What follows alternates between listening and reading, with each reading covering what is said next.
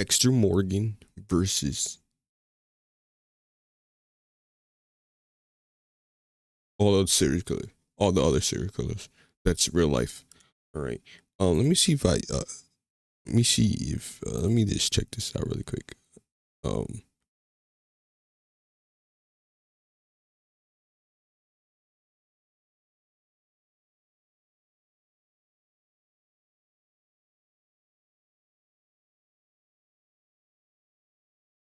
my dumbass didn't show. Okay. Okay. Bad. Just had to check something out. All right. Let's get this going. Let's see this. Dexter Morgan is a brilliant killer, but he's fiction. The men we're about to compare him to, they were real and far more terrifying. Whoa. Jeffrey Dahmer. The inspiration behind Dexter, as we know now, it's not really fiction, but in the whole storyline, yes. The Zodiac Killer, BTK, Jack the Ripper, Ooh. Ed Gein, and John Wayne Gacy. Don't know Ed Gein. These weren't TV characters playing monsters. They were monsters. So how does Dexter stack up against the darkness that actually let's see this. walks among us? Calm down and I won't have to. I just get all emotional. Jeffrey Dahmer was the stuff of nightmares. His childhood was horrid, and from that difficult upbringing, he would go on to do monstrous things. Jeffrey's mother and father were in his life, but it's been reported that they weren't exactly present. His mother was likely suffering from undiagnosed mental illnesses, and his father was very busy with work. His mother was often too depressed or distracted to show him the attention a child really needs or deserves. His father tried to connect with him through shared interests like science and the preservation of animal bodies, but he didn't notice the deep issues that Jeffrey was dealing with. Eventually, Dahmer's parents would divorce, and his mother would leave town with his younger brother. This left Jeffrey alone with no real support or supervision. It was the same year of his parents' separation, 1978, that he would commit his first murder when he was only 18 years old. His victim was a hitchhiker named Stephen Hicks, who was just trying to make his way to a concert. After he murdered Hicks, Jeffrey wouldn't kill again for nearly 10 years. Oh, wow. But once he started up again, it happened at a pretty consistent pace, with a few happening every year until he was finally caught in 1991. He used a relatively standard method to capture his victims, but they weren't all murdered in the exact same way. It's also important to note that Dahmer was a heavy drinker, even in high school. He needed to drink to be social, and once he had the courage to socialize with others, he could begin his sick process. He would appear friendly to his intended target, offering them rides, drinks, drugs, anything really to get them to let their guard down and follow him back to his house. Once he was there, he would usually incapacitate them by drugging them with a drink spiked with sedatives. Some he would get so drunk that they passed out on their own. Once they were defenseless, Dahmer would strangle his victims to death before dismembering them. Some of their body parts he would keep, some parts he would eat, some parts he would just destroy. His methods were truly nightmarish and horrific. He truly deserved a fate worse than death for what he did to those innocent young men. And what was truly disgusting about Dahmer was that he had no qualms about hurting children. His oldest victims could be in their early 30s, but his youngest would be as young as 14. What was equally as disturbing is that he only targeted young men that police would consider quote-unquote less dead, usually gay or bisexual men who were non-white, all of whom had little resources or money. By targeting vulnerable men that society deemed unimportant, Jeffrey ensured that he would remain free to continue killing for years. The deaths of his victims weren't heavily investigated, so he wasn't either. His own family didn't even look too closely at what he was up to. He flew under the radar for years, and as a result, so how did he get caught? Were killed and wouldn't receive justice for I didn't watch the show. Jeffrey Dahmer was a prolific serial killer, and he did manage to avoid detection for a long time, but that obviously wouldn't be a problem for Dexter. If anything, it would have made it easier for Dexter to eliminate him. If Dexter ever caught wind of what Jeffrey Dahmer was doing, he'd have killed him with no problem at all, and he wouldn't even have to worry about outpacing the police to get to him. Sure, Dahmer was pretty sly as a predator, but as a killer, he was horribly messy and disorganized. He was always drunk, and even as a high-functioning alcoholic, Dexter's poise and long-standing sobriety would provide him the first advantage of many he would have over Dahmer. Let's remember that, much like Jeffrey Dahmer, Dexter's fourth ever victim, Levi Reed, was also a man who was regularly heavily intoxicated. And despite the fact that Dexter had just started out on his journey as a killer with a code, he was able to take Levi out with no problem. Levi made the mistake of stumbling around Miami at night, drunk and high, creating the perfect opportunity for Dexter to get to him. A serial killer himself, Levi also made the perfect victim for Dexter. On top of that, he was able to avoid a conviction due to sloppy police work on Harry Morgan's part, clearing the path for Dexter to be the one to deliver justice. And like Jeffrey Dahmer, some of Levi Reed's victims were children, something Dexter notoriously despises. Knowing that someone hurt kids has always brought out Dexter's most dangerous side. Once he even took out a man who was not actually a killer, but was known to prey on children in other ways. Nathan Martin was a man who had been previously convicted for assaulting a child, maybe more than one. Even though he was eventually released from prison, he had to register as a sex offender, and it's a good thing he did. He was still preying on children, following them around, watching them in public, and taking creepy pictures of them.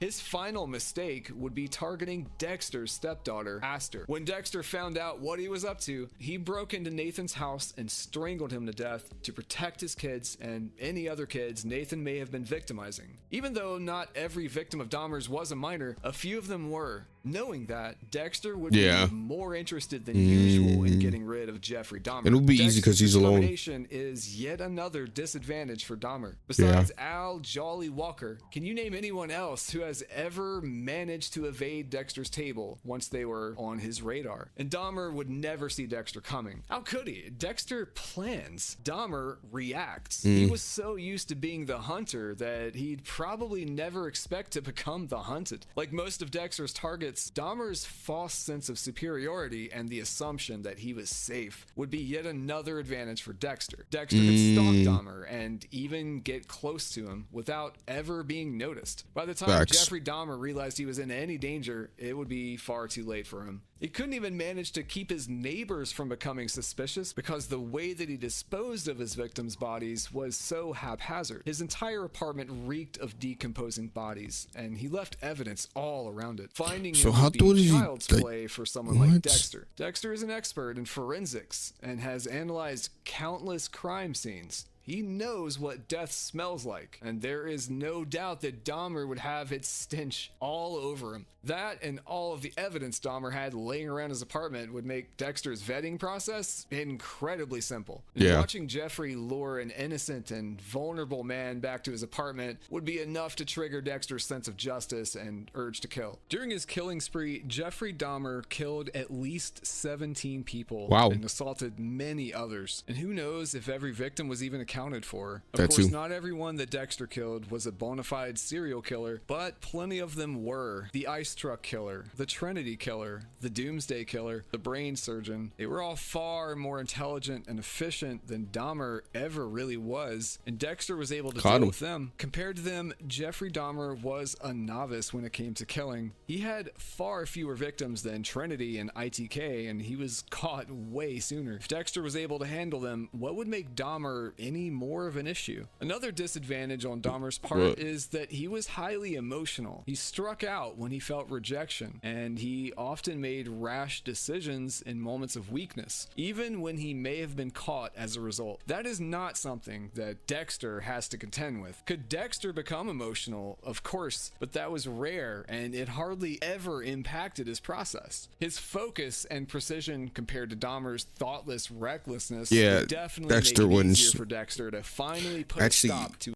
Thinking about it, Dexter wins this one, but I don't know if he wins the Clown or Zodiac or Jack.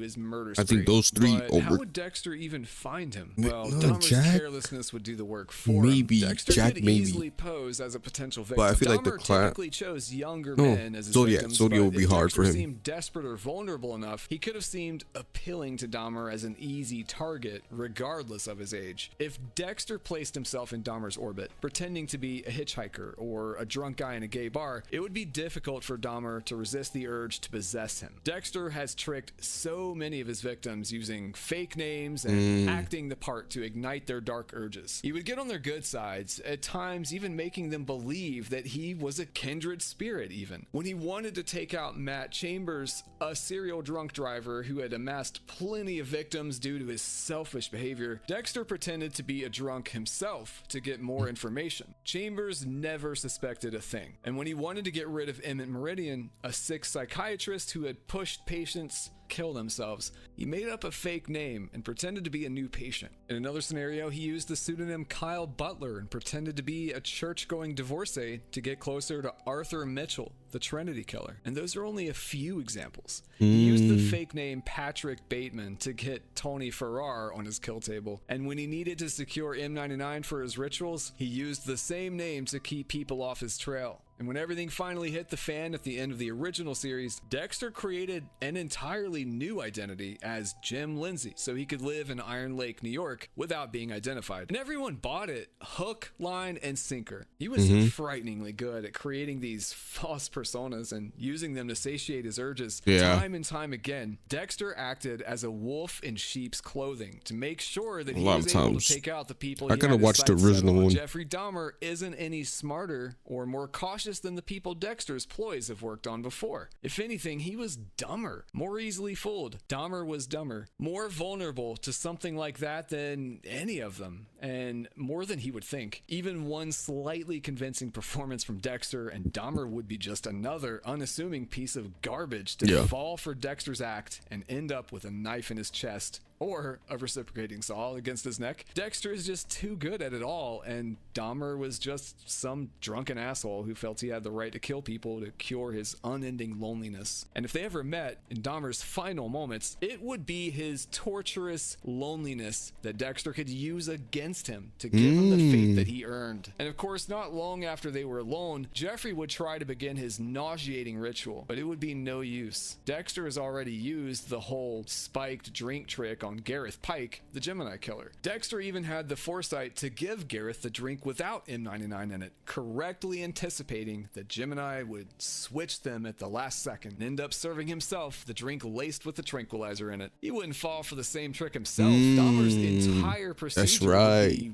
ruined before it ever began. And of course, Dexter would have no interest in playing coy for long. All Jeffrey would need to do is look away or turn his back, and there'd be a needle in his neck. He would wake up unrobed, wrapped in plastic, surrounded by pictures of his known victims, and finally experience the same sense of fear and helplessness he forced on so many others. When he was finally apprehended, Jeffrey Dahmer showed remorse and accepted responsibility for what he had done. He had no interest in shifting blame or denying his crimes, which is what monsters like Ted Bundy and John Wayne Gacy did after they were finally stopped. He also insisted that people didn't look at his parents or his upbringing as reasons to explain away what he had done. He doesn't deserve any points for taking responsibility, though. He was responsible. When officers began searching Dahmer's apartment, the scene truly defied any sort of human decency and even comprehension. Inside his refrigerator sat the severed head of a man, which was placed on the shelf as if it were just an item of food. As investigators continued this search, the full extent of Dahmer's atrocities came to light. In the kitchen, they uncovered 4 more human heads. The refrigerator also held 2 human hearts,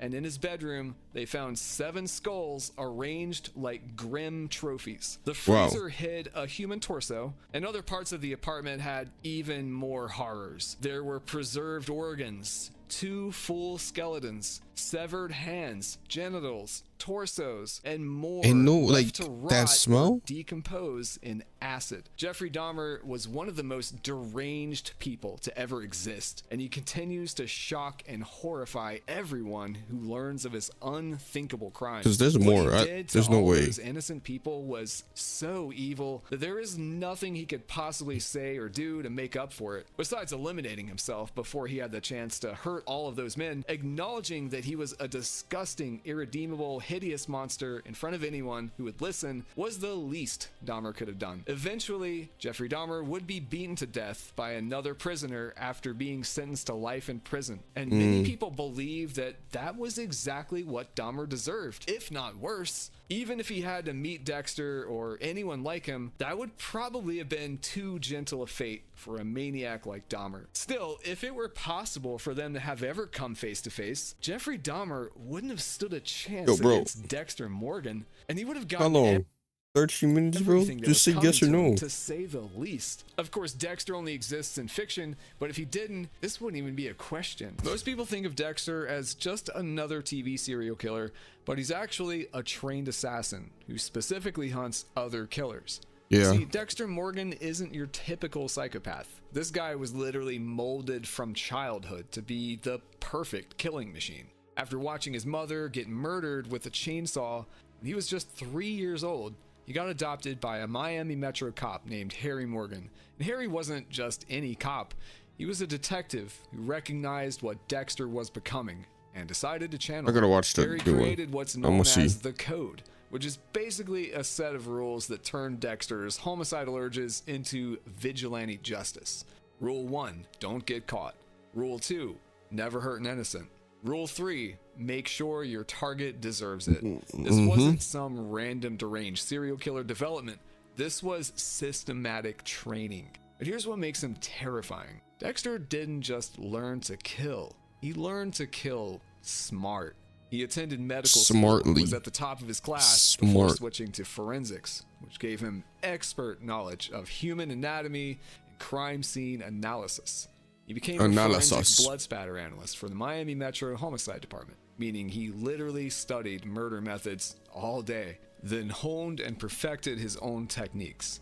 His physical training is insane too. We're talking about a guy who's proficient in jiu-jitsu, knows pressure points, and has years of close quarters combat experience. In the show, he regularly goes up against ex-military, other serial killers, and trained fighters. Yeah. Dexter's also about 5'11" and in great shape. He runs, lifts weights, swims. In his prime, he wasn't some out-of-shape couch potato. This guy can carry adult bodies, snap necks with his bare hands, and has the stamina to chase targets through multiple city blocks. And that's just the beginning of his advantages. His methods are what really set him apart. Dexter doesn't just randomly kill people. He stalks them for weeks, sometimes months. He learns their routines, their weaknesses, their fears. He has access to police databases, criminal records, and forensic equipment. When he's ready to make his move, he uses M99 tranquilizer to subdue targets without a fight. Then comes the ritual. Dexter wraps entire rooms in plastic, straps his victims to tables, and takes his time. He's got over 150 confirmed kills, and almost all of them were other killers. We're talking about murderers, rapists, child predators, people who knew how to hurt others, and Dexter systematically eliminated each of them. And he isn't some random psychopath. This is a serious predator who was literally trained from childhood to be the perfect killer. I'm gonna watch this. I'm gonna watch the original one. Experience taking down other murderers who were way more dangerous than the killers we are used to hearing about. But what if he had to go up against the infamous Zodiac killer? Now you might be thinking, okay, but the Zodiac was never caught. Exactly. So he must be pretty skilled too, right? Well, let's talk about that. I want to listen to this. The Zodiac killer built his reputation on mystery and mind games. Yeah. Not actual combat ability. Look, I get why people think the Zodiac was some kind of criminal mastermind. He is. The guy terrorized Northern California for years, sent cryptic letters to newspapers, created unsolvable ciphers, and taunted police while never getting caught. On the surface, that sounds pretty impressive. But when you actually break down what he did versus how he did it, a very different picture emerges. What? The Zodiac's confirmed kills were David Faraday and Betty Lou Jensen at Lake Herman Road. Shot them while they were sitting in a car. Darlene Farron at Blue Rock Springs killed in an ambush attack on people in a parked car, though Michael Mageau survived. Cecilia Shepard at Lake Berryessa. He tied her and Brian Hartnell up first. That's 4, then right? stabbed them while they were helpless. Or 5. Though Hartnell survived. Paul Stein in San Francisco shot a taxi driver in the back of the head. When you look at his actual methods, every single one of these attacks followed the same pattern. Find isolated victims, use the element of surprise, strike from a distance or when targets are restrained, then disappear quickly. At Lake Berryessa, he wore a hood with a symbol on it and approached the couple while they were having a picnic. He told them he was an escaped convict who needed their car and money. Then he tied them up with clothesline before pulling out a knife. These weren't combat situations, they were executions. The taxi driver killing is probably the most telling. Paul Stine was just doing his job, driving the Zodiac to a destination in San Francisco. The killer shot him point blank in the back of the head, took his wallet and a piece of his shirt, then walked away. There was no struggle, no fight, no resistance to overcome. Okay, so combat. Reveals something base. Crucial. Probably not. Dexter versus Zodiac, combat-wise, probably not. But the element of surprise is still there. About his real capabilities. The Zodiac succeeded because he carefully chose targets who couldn't fight back. Young couples on dates, a working taxi driver, college students. These weren't hardened criminals or trained fighters. They were regular people living their lives. Even his physical description doesn't scream dangerous combatant. Witnesses described him as heavyset, around 5'8" to 6 foot, weighing between 195 and 200 pounds. Oh, he had a stocky build, not exactly the profile of someone built for physical confrontation. His weapons varied, but tell a story about his methods. He used a .22 caliber pistol at Lake Herman Road, but switched to a 9mm for later attacks. The knife at Lake Berryessa was only used after victims were tied up. These weapons were chosen for effectiveness against defenseless people, not for combat situations. The famous ciphers and letters that made him legendary, those came after the murders. He'd mail them to newspapers days or weeks later, always from a safe distance. The psychological warfare was noteworthy, sure, but it happened when he was nowhere near any danger. He was obviously a coward. Being mysterious doesn't equal being dangerous. Watch your mouth, guy. Especially in a fight. He's a slob. He could be a slob, guy. Easy targets and disappeared quickly. There's zero evidence he could handle himself against someone who fights back, let alone a trained killer. Which brings us to the most important question. What happens when an ambush predator meets someone who's literally designed to hunt predators? That's where this gets interesting. Yeah. In a direct confrontation. Dexter has every possible advantage over the Zodiac. Let me break down exactly why that is.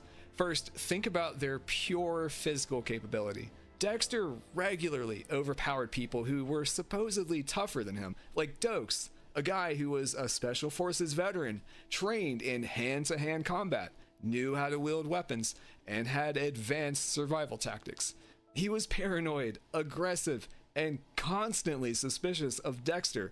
In their first real fight, Dexter not only held his own, but actually won. And this was while Dexter was able to maintain his cover as a mild-mannered lab geek to everyone else around him. Later in the series, when Dokes figured out Dexter's secret, they had an underwater fight that should have been impossible for Dexter to win. Dokes was in his element, a trained soldier in a life or death situation.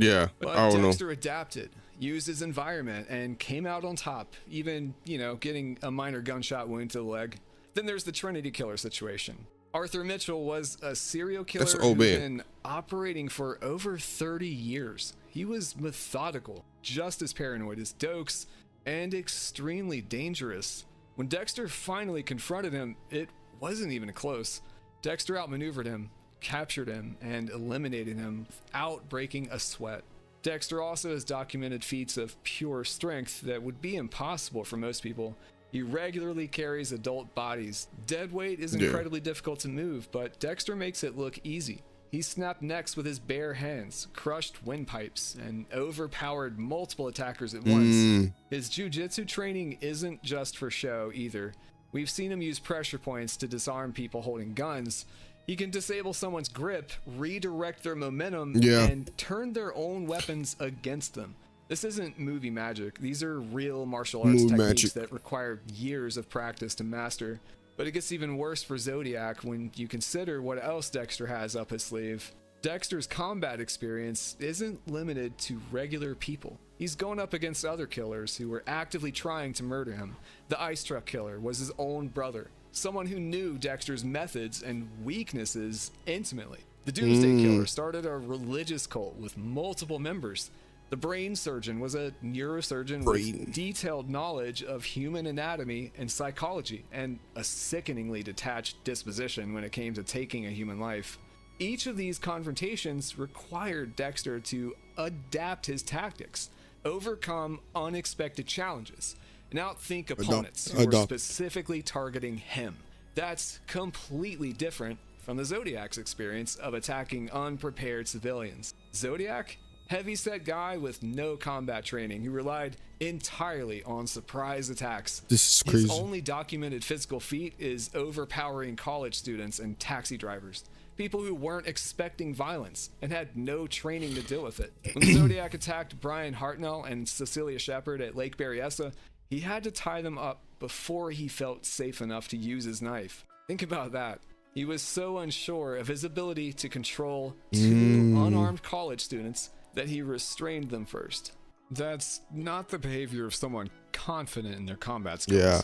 Even his choice of weapons reveals his limitations. Whether using a .22 caliber or 9mm pistol, he preferred distance weapons that didn't require close contact. And again, the knife attacks were only attempted after victims were already restrained or incapacitated. Dexter literally specializes in taking down killers.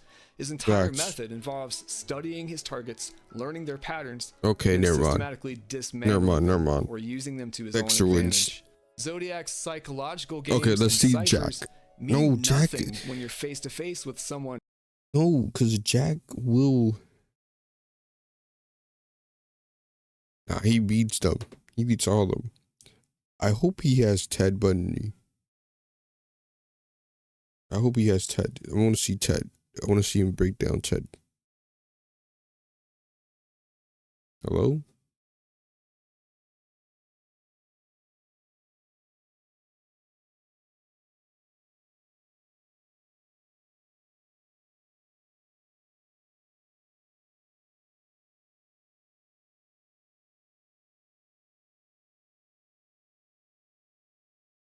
Hello? Stronger, faster, and more experienced. And that's not even considering the factor of intelligence. You're probably wondering, but what about Zodiac's famous ability to evade capture? Here's why that actually works against him. Zodiac's evasion tactics were designed for avoiding police, not surviving against another killer. And there is a very important difference. The Zodiac's intelligence was all about misdirection and confusion. He'd send letters with deliberate misspellings to throw off handwriting analysis. He created ciphers that took decades to solve. He called police stations to confess, then disappeared before they could trace the calls. He even sent a piece of Paul Stein's shirt to prove he was the real killer. All of this was brilliant for someone going up against 1960s law enforcement. Police departments didn't communicate well with each other at the time. Forensic science was primitive compared to today. DNA analysis didn't even exist yet. So do they even like catch up? Were nothing more than science fiction at the time. But Dexter operates in the modern era with tools the Zodiac never had to deal with. Dexter has access to forensic equipment that can analyze trace evidence the Zodiac wouldn't even know he was leaving behind. That's Modern right. databases, DNA sequencing, fiber analysis, digital communication strategy. That's right. All of this would be available to someone with Dexter's law enforcement connections. Plus, he's caught killers who are way more elusive than Zodiac. The Trinity Killer operated for decades across multiple states, changing his method with each kill in his cycle. The Ice Truck Killer knew exactly how police investigations worked and still couldn't stay ahead of Dexter. That's the right. The brain surgeon was literally closely related to someone inside law enforcement and had access to case files and evidence. Dexter still tracked him down. Remember, Dexter isn't just smart. He's smart in exactly the right ways. His forensic expertise means he understands evidence collection and crime scene analysis better than most actual cops. His experience with other killers gives him insights into criminal psychology that would be impossible to fake. This creates a massive problem for Zodiac because all of Zodiac's advantages were environmental, not personal. He succeeded because during his reign of terror, law enforcement was disorganized and under-equipped. He disappeared because communication between police departments was terrible, and forensic science was incredibly limited. Strip away those advantages, and what do you have? An out-of-shape coward who only attacks unarmed civilians from ambush positions when he knows he has the upper hand. His psychological manipulation tactics would never work on someone who's immune to personal intimidation. And Dexter has stared down killers who are far more frightening than the Zodiac. The complex codes and mind games that made Zodiac famous would actually work against him here. All that communication creates evidence. All those letters create patterns. All those phone calls create opportunities for tracking. Stop it. Dexter's method is the opposite. He studies targets quietly, using official resources and police databases. He learns their routines without revealing himself. He strikes once, efficiently, and then makes the problem disappear completely. No letters, no games, no taunting, no evidence, just systematic elimination. And his surprise attack methods are useless against someone who's always prepared. Dexter carries tranquilizer, knows self-defense, and has the situational awareness that comes from years of hunting dangerous people. He's not going to be caught off guard by someone approaching his car or knocking on his door. Even people who thought they had Dexter cornered ended up losing to him. Lila West, the Skinner, Stan Liddy, even Sergeant Dokes. They all had him right where they wanted him at one point or another and still couldn't outmaneuver Dexter Morgan. Damn. Which leads us to the brutal truth. You might be thinking this seems totally unfair at this point, and honestly, you're absolutely right. This matchup is so one-sided, it's basically unfair to the Zodiac. Yeah. Think about it this way. We're comparing a fictional character who was specifically designed to be the perfect killer against a real person whose main advantage was operating in a time when catching killers was much harder than it is today. Fan communities have been debating this matchup for years. Really? And the conclusion is always the same. Reddit threads, versus battles, wiki discussions, Comic Vine forums. They all reach the same verdict. Dexter wins 9 times out of 10. And the 10th time is only if something goes catastrophically wrong. The reasons are always the same. Superior combat training on Dexter's part, obviously. Better physical conditioning for him as well. More advanced tools and more stealth with his weapons of choice. Harrison was right. He is a lot like the lab geek version of Batman. Add in all of the access to modern investigative techniques and his experience fighting other killers instead of attacking civilians, and the answer is clear as day. One Reddit user put it perfectly. Dexter would kill him, dice him up, and be back to normal life before anyone knew the Zodiac was missing. Damn. Even when people try to argue for the Zodiac, their arguments fall apart under scrutiny. He never got caught. Neither did Dexter for most of his career, and he was operating under much more intense scrutiny. Yeah. He's unpredictable. Unpredictable to 1960s cops, not to someone who profiles killers for a living. He's patient. So is Dexter. And he's also trained, more motivated, and almost always armed with M99 tranquilizer. The Zodiac has literally no advantages except his real-world status, which doesn't help in a hypothetical fight. Let's run through a realistic scenario. Say the Zodiac tries his usual approach. He identifies Dexter as a target and plans an ambush attack. Maybe he follows Dexter to an isolated location and tries to approach with a weapon. First problem, Dexter's situational awareness. This is a guy who's been hunted by other killers, stalked by suspicious cops, and targeted by revenge-seeking criminals and ex-lovers. He notices when he's being followed. He recognizes threatening behavior. He's not going to be caught off guard like a random couple on a date. Second problem, Dexter's always ready. He carries tranquilizer, knows how to improvise weapons, and has medical knowledge that makes him dangerous even with everyday objects. He'd even break his own bones before he'd let himself die at the hands of another killer. The Zodiac's advantage of surprise disappears when your target is ready for violence and doesn't no one fear can beat pain. Dexter, huh? Third problem, if it comes to a physical confrontation, it's over immediately. Dexter has several pounds of muscle to his advantage, years of combat training, and experience fighting people who actually know how to fight. The Zodiac has what exactly? Experience shooting tied up college students and other unsuspecting people. The bottom line is, you're comparing a character designed to be the perfect killer against a real person who only succeeded by picking soft, easy targets. It's like putting a trained Navy SEAL against someone who's only ever mugged elderly people. The skills just don't translate. Dexter was created by writers who wanted to make the most efficient, dangerous, and intelligent killer possible. Every aspect of his character, his training, his methods, his physical abilities, his psychological profile, was designed to make him unbeatable. The Zodiac unbeatable, man. Shit, I wanted him to win somebody, man. Someone gotta beat him, bro. Zodiac was a real person with real limitations. He succeeded through careful target selection, environmental advantages, and luck. Take away those flimsy factors and he's just another criminal who'd be way out of his league if he took on Dexter. So here's the final verdict. This isn't even a contest. Yeah. Dexter wins in every possible scenario: hand-to-hand combat, weapons fight, psychological warfare, investigation and tracking, even raw intelligence. The Zodiac's only chance would be to avoid the confrontation entirely.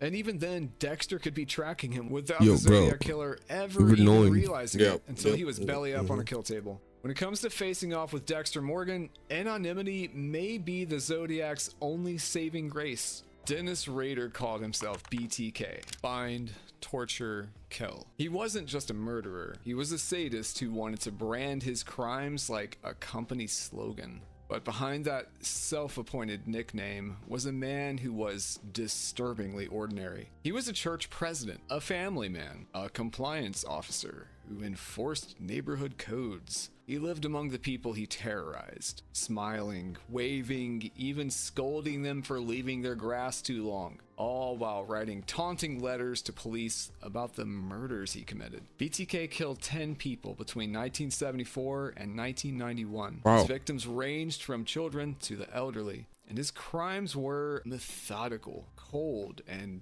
dripping with ego. He needed to feel in control, to be the smartest man in the room, even when he wasn't. That's where he and Dexter part ways entirely. Dexter's kills were ritualistic, yes, but driven by a warped sense of justice. Raiders, they were purely narcissism wrapped in cruelty. Dexter kills because of his code. BTK killed because of his emptiness. Here's the thing about Dennis Rader. He wasn't some criminal mastermind. He was a narcissist with delusions of grandeur. A man so desperate for attention that he couldn't help but write letters to the police, send packages to news stations, taunt authorities with cryptic messages. He craved recognition. He wanted the world to know his name, to fear him, to acknowledge his existence. And that need, that pathetic, insatiable need for validation, that's exactly what got him caught. For years, BTK went dormant. After his last kill in '91, he simply stopped. Not because he felt remorse, not because he'd grown as a person. He stopped because he got complacent. He had a wife, 2 kids, a job as the compliance officer, ironically enforcing regulations in his community. He was a church council president, for crying out loud. Dennis Rader lived a double life, and for a while, he managed to keep those lives separate. In 2004,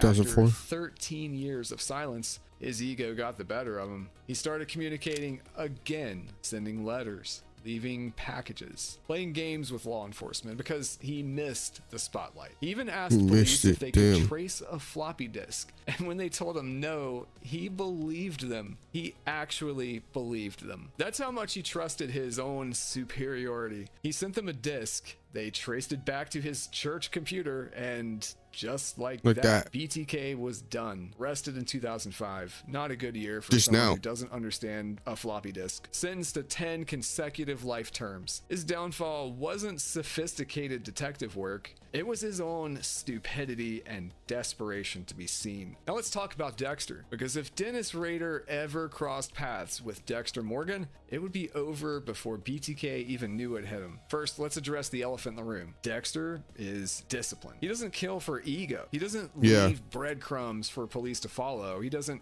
write letters begging for attention because his family is the station. So look at me into the void. Dexter kills because of his dark passenger, a need he channels through Harry's code. He's methodical, surgical. He leaves no trace, no evidence, nothing that could lead back to him. For years, he worked alongside Miami Metro Homicide, analyzing crime scenes, processing blood spatter, and getting away with murder right under their noses. And Dennis Rader, he'd be child's play. Let's break down why this isn't even a contest. BTK was sloppy. He left evidence everywhere. Semen at crime scenes, fibers, items stolen from victims that he kept as trophies. During his communications with police, he gave away details only the killer would know, yes, but he also made mistakes, grammatical patterns, linguistic quirks. He practically gift-wrapped himself for law enforcement. Before you watch any further, I'm happy to find 100 of moment. Every moment insulting in its simplicity of ego overriding caution. Finding Dennis Rader would be almost insulting in its simplicity. BTK needed control, but he lacked discipline. Dennis Rader's murders were just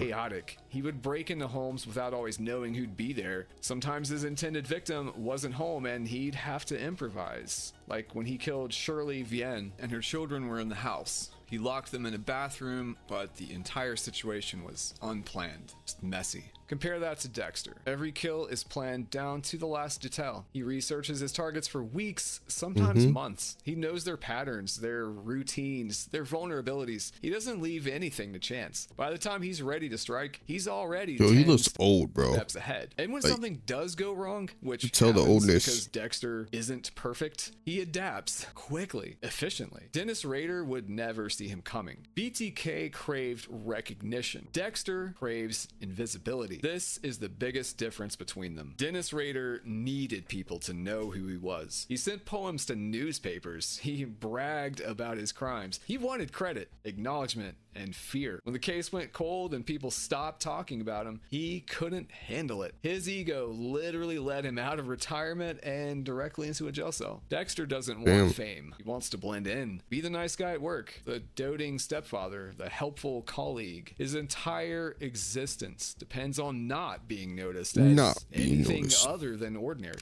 That fundamental difference means Dexter would never make the mistakes Rader made. He'd never send a floppy disk to police. He'd never taunt investigators. The only time he did was when he was dating Lila West in season 2 and sent an anonymous letter to Miami Metro to throw the FBI off his trail. But let's be honest, that was more crazy pulled out of Lila's playbook. Imagine this scenario. Dexter, Miami Metro's blood spatter expert, gets wind of a series of bizarre strangulations out of Kansas. The scenes are staged. Ropes, bindings, trophies. Yeah, he got it, bro. Homes. To most, killer is a ghost. To Dexter, it's a signature. It wouldn't take long. A man who lectures neighbors on lawn violations while writing letters about his murders. Dexter would find the irony poetic. He'd slip into Wichita under a fake name, maybe posing as a forensics consultant. Yeah, he got it. Or even bringing his projection of Brian along with him just to keep things interesting. Rader, smug in his anonymity, would probably enjoy the attention, unaware he was letting the wolf in the door. Dexter would play the part, compliment Rader's discipline, even let him talk about how misunderstood he felt. Then, one night, BTK would wake up staring at the familiar glaze of plastic wrap wall of photos showing every person he ever hurt, every letter he ever wrote, every victim he left behind. Dexter wouldn't need to say much. Just a quiet whisper. You wanted someone to notice you. Well, I noticed. So how would Dexter actually take down Dennis Rader? Let's walk through it. Step 1, discovery. Dexter would notice the pattern. Multiple murders in Wichita, long gaps between kills, victims of varying demographics. He'd see the behavioral signature, the binding, the control, the sexual component. And if Rader started communicating again, sending his little letters and packages, Dexter would be fascinated. Not impressed, not intimidated. Fascinated by the sheer arrogance. Step 2, research. Dexter would dig into every detail. He'd analyze the crime scenes, the victimology, the communications. He'd profile BTK the same way he profiled Trinity, the ice truck killer, and the Doomsday Killer. And he'd come to the same conclusion any competent analyst would. BTK is a narcissist who can't help himself. That's the weakness. That's the opening. Step 3, right there. The trap. Dexter wouldn't need to pose as a victim. That's not BTK's hunting ground. Rader broke into homes. He didn't lure people like Dahmer did. No, Dexter would do something far more elegant. want. He'd feed BTK's ego. We've seen it before with the Gemini killer twins, and I'd say he passed with flying colors. They might say that too, but they can't really speak for themselves anymore. Maybe Dexter poses as a journalist interested in unsolved cases. Maybe he even carefully, anonymously, reaches out through channels Rader would monitor, dangling the possibility of acknowledgement of being truly understood. Dennis Rader wouldn't be able to resist. He'd reach out. He'd want to share, to brag, to finally be appreciated by someone who gets it. And once he did, Dexter would have him in his web. Step 4, the kill room. By the time Dennis Rader realized he'd been played, he'd be wrapped in plastic, surrounded by photos of his victims. You would have said Dexter would make it clear, this isn't about ego. This isn't about games. This is about justice for people whose lives were stolen by a pathetic little man who thought he was special. BTK prided himself on control, but in his final moments, he'd have none. Let's compare their track records. Dennis Rader killed 10 people over 17 years and got caught because he sent a floppy disk to police. Dexter Morgan killed hundreds across multiple decades, was only caught because he tried to save his son, made increasingly reckless decisions after Rita's death, and eventually chose to disappear rather than face consequences. Even in Dexter's worst moments, he was falling apart emotionally. He was still smarter than BTK at his best. Trinity Killer? Arthur Mitchell was methodical, disciplined, and killed for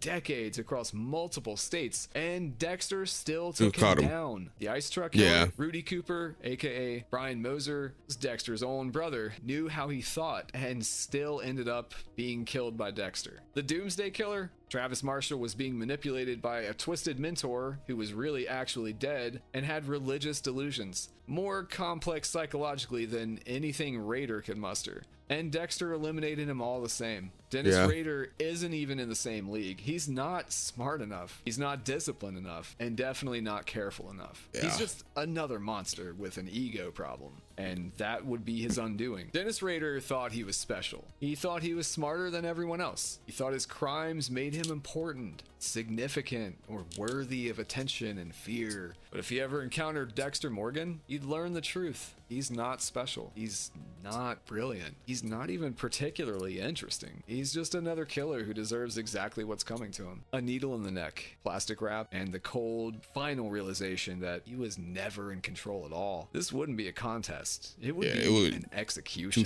Jack the Ripper remains one of history's most notoriously elusive killers. Operating in London's Whitechapel district in 1888, he brutally murdered at least 5 women over the short span of just a few months. The exact number of his kills is still debated, with some estimating that Jack the Ripper may have had as many as 11 victims. But the 5 confirmed murders are known as the canonical 5. The victims, Mary Ann Nichols, Annie Chapman, Elizabeth Stride, Catherine et al., and Mary Jane Kelly, were all known sex workers in the area, and unfortunately the higher risks associated with their lifestyles made them more susceptible to becoming victims of the Ripper. What made Jack the Ripper stand out wasn't just the savagery of his crimes, but the uncanny precision he had when he carried them out. His victims were found with their throats slit and their bodies butchered. This suggested that the Ripper was not only filled with unanswered rage, but also had a disturbing understanding of human anatomy. The incisions he left on his victims were made with a level of skill that implied advanced medical knowledge, leading many to believe that he may have had surgical training, all of which made the idea of Jack the Ripper all the more frightening. I mean, just imagine if a random respected member of the community was helping patients during the day and stalking the streets at night. The world looks a lot less safe when we remember that monsters come in all shapes, sizes, and professions. We may never see the threat coming until it's too late, and Jack the Ripper is a constant reminder of that fact. Press heavily covered the murders, and public panic surged as letters from someone claiming to be from the Ripper were sent into newspapers and police stations. Some of these letters, like the infamous From Hell letter, described the killings in horrific detail, heightening the aura of mystery surrounding him. But we have to keep in mind that the Ripper's crimes occurred in an era before modern forensic science, which helped him evade capture. The police had to rely heavily on eyewitness accounts and underdeveloped detective techniques, neither of which were exactly effective in tracking a killer who worked under the cover of night. often in dense fog. Yeah, on the no one streets. knows. So, despite countless investigations and theories over the years, the true identity of Jack the Ripper No one knows. has never officially been proven. He's still Suspects alive. have ranged from, I'm of course, sorry. the Polish hairdresser to local butchers to physicians and even members of the British aristocracy. What makes Jack the Ripper so enduring in popular culture was all the questions left lingering. His case is an unsolved puzzle and the birth of modern serial killer mythology. His crimes exposed the failings of Victorian society, all of the poverty, Was he the class first? division, and a lack of social protection for women were on full display in the Ripper's wake. The underwhelming investigation into who he really was and how to stop him revealed the dark underbelly of an age otherwise associated with progress and refinement.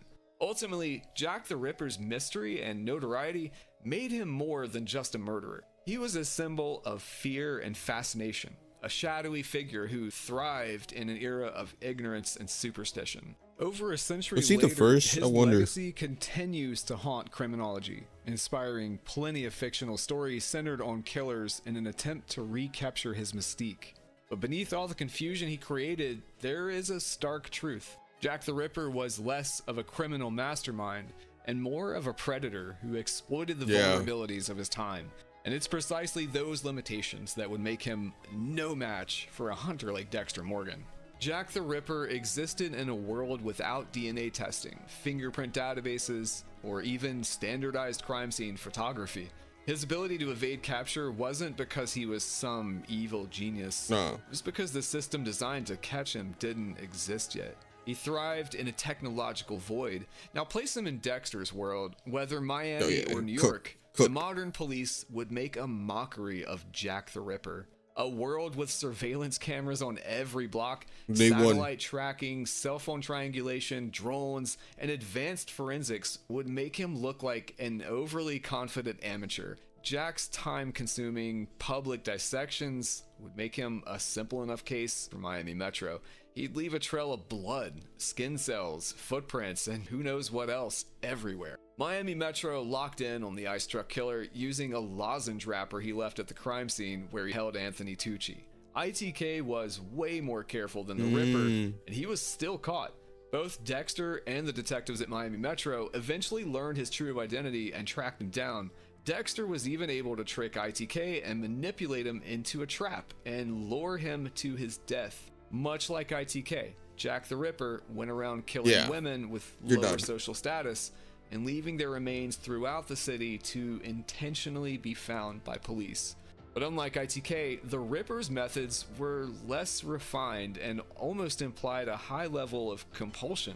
If the confrontation took place in modern times, Jack would instantly be at a disadvantage. He would likely be on Dexter's radar almost instantly. Within days of his first grisly kill, Dexter would have access to every police photo, every autopsy report, and every piece of blood evidence. He'd analyze the shit out of those spatter patterns, the weapon angles, the incision depth, and the timeline. And within a week, he'd know the killer's height, dominant hand, likely occupation, and area of operation, and more.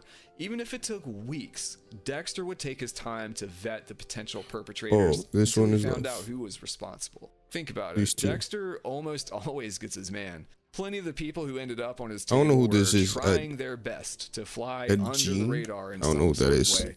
Some of them were basically completely off the grid, and Dexter got to them regardless. Ronald Red Schmidt, the dark passenger who was terrorizing rideshare drivers in New York City, went to incredible lengths to hide his identity. He had no online presence, lived alone, and even wore a specialized hoodie so that he couldn't be captured by cameras when he was orchestrating a kill. He didn't have any children, family, or partner. All right. Yeah, this is the guy. No labs, no databases. Does Dexter fall apart without technology? Nah, not even close. The Ripper's sloppiness would be his downfall. His crimes were gruesome, but they lacked strategy beyond being the first to go. Known as the tattoo collector, Lowell planned on skinning and killing his next victim while he was in New York, and he planned to do it within a few days of having met Dexter. Once Dexter knew this, he called Lowell up for a drink and then followed him as he closed in on the young woman he planned to victimize. Lowell and his victim were walking up a dark street with few witnesses, and Lowell planned to knock her out using anesthesia before taking her away to be flayed. But Dexter turned the tables on him, using the gas on Lowell without the young woman even ever realizing how close she had just come to death. In just a few moments after that, Lowell was strapped to a kill table with a knife buried in his chest, and his body parts found their way to a furnace to eliminate any evidence. It was almost too easy for a predator like Dexter, and the tattoo collector isn't the only killer Dexter was able to catch using the cover of night. Levi Reed was another serial killer Dexter got to as he was distracted late at night in an alleyway. This guy Dexter just goes on a behind rant. him, and so the hardest part of Dexter's job in facing off with Jack the Ripper would be hunting him down. In a lit alley, even if Jack saw Dexter coming after him, it wouldn't matter. Dexter when a primitive predator crosses paths with a more perfected and morally driven version. Was born in Plainfield, Wisconsin. What is this? Who is this? On the surface, he was an unassuming handyman, the kind of quiet neighbor people barely noticed. But inside his farmhouse hid one of the darkest stories in American history. Gain grew up under the unyielding control of his deeply religious mother, Augusta. She made it a point to teach him that women were evil, that the world was sinful, and that only she was pure. His father was a negligent alcoholic, and his brothers were openly skeptical of their mother's demented teachings. Unfortunately, by the time Ed reached adulthood, all of his other family had moved out, and he was left living with his mother. Of course, Augusta eventually died at some point as well, and then Ed was completely alone. And her death broke whatever fragile sanity he had left. To fill the void of his mother's presence in his life, Gain turned his obsession with her into the deranged mission of bringing her back by becoming her. When Bernice Warden, the owner of a local hardware store, went missing, the hunt for her abductor was on. Her son, who was also the town's deputy sheriff, noticed that the store's last receipt had been made out to one Ed Gain. That connection was all authorities needed to pay him a visit as they desperately tried to find her. When police finally searched his farmhouse in 1957, they found a scene straight out of a nightmare. Investigators truly had no idea what they were about to uncover. When police arrived, they found the front door locked, so they made their way to a shed behind the house, and there they immediately confirmed their worst fears. Bernice's body was found inside. But the real shock came when they were finally able to search inside of the house. The farmhouse was in complete disarray. It was filthy, cold, and dimly lit. It was filled with clutter, newspapers, and a stench that seasoned officers knew all too well, and newer officers would never forget. As they searched the premises, authorities began finding disturbing artifacts made from the human remains Gain had stolen. These weren't trophies in the traditional serial killer sense, but rather the results of Gain's obsession with reconstructing the image of his deceased mother. Given the state of decomposition, investigators realized that many of these items had likely come from local graves that Gain had robbed over the years. And once he was arrested, Gain openly admitted to his habit of visiting cemeteries at night, exhuming female bodies, and taking their parts home. The discovery shocked the entire nation and forever changed the way people looked at quiet, small towns. After his arrest, Ed Gain was soon declared mentally unfit for trial and committed to a psychiatric institution where he would remain for the rest of his life. But the important takeaway is that Gain wasn't a cold, calculating serial killer in the modern sense. He wasn't hunting victims for pleasure or even out of hatred. He was living in a delusional world shaped by grief, mental illness, and obsession. Does that sound like a match for Dexter Morgan? Not really, but let's look at Dexter's background to compare. Unlike Dexter, Ed Gain had no real plan, absolutely no discipline, and obviously no code. Gain's crimes were driven by insanity and compulsion, nothing like Dexter's crimes. Remember, Dexter didn't just wake up one day and decide to be a killer. He was built to be a killer, first shaped by childhood trauma and then molded by the purpose his father, Harry, gave him. We know that when Dexter was only 3 years old, he sat in a pool of his mother's blood after she was brutally murdered with a chainsaw. That moment shattered something in him and replaced it with what he calls his dark passenger, the name he assigned to the uncontrollable urge to kill he lived with every day. That's when Harry Morgan, Dexter's adoptive father and a detective for Miami Metro, found him and almost immediately effective for Dexter, while Ed Gein's mother made him a pariah in their small town. He had absolutely no clue how to blend in. That would be one of the first things Dexter could use against him. Ed Gein stuck out like a sore thumb. And Harry didn't just train Dexter to be normal and ethical, he also trained him to be technically advanced in his craft. He took Dexter hunting, created little tricks and puzzles for Dexter to find remains weren't hidden in a safe or locked away.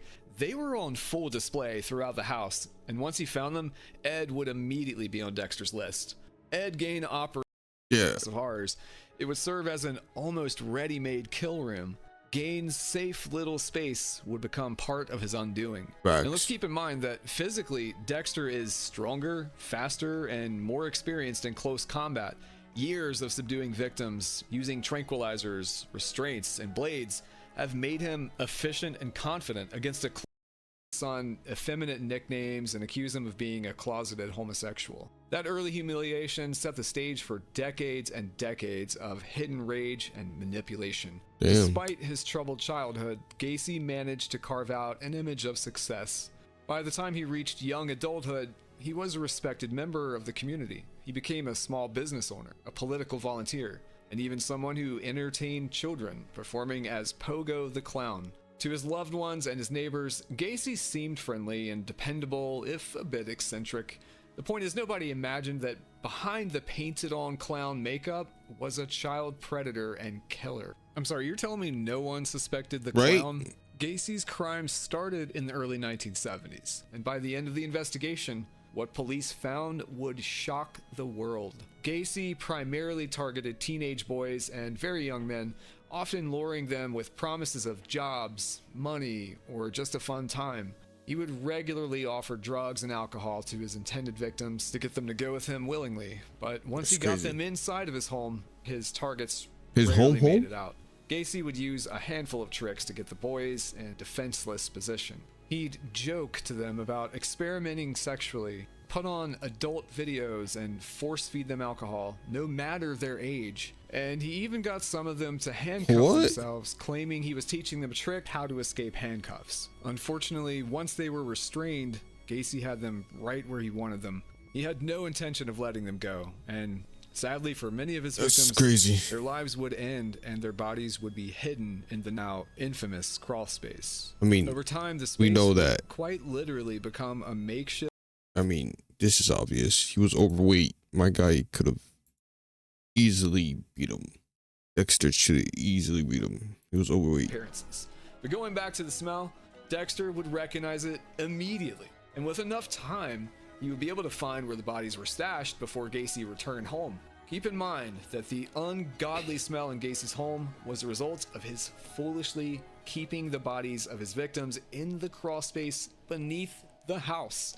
It was the disappearance of Robert P.S. that led investigators to look into Gacy, but it was the foul odor that emanated. Yeah. This boy would have been cooked. He would have been cooked easily. So, like and subscribe. What a bro.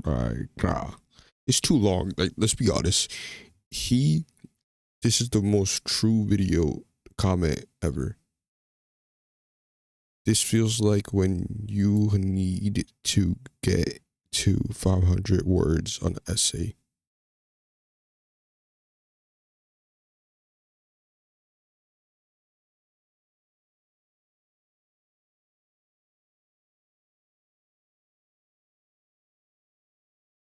Yeah, he repeated himself like 20 times.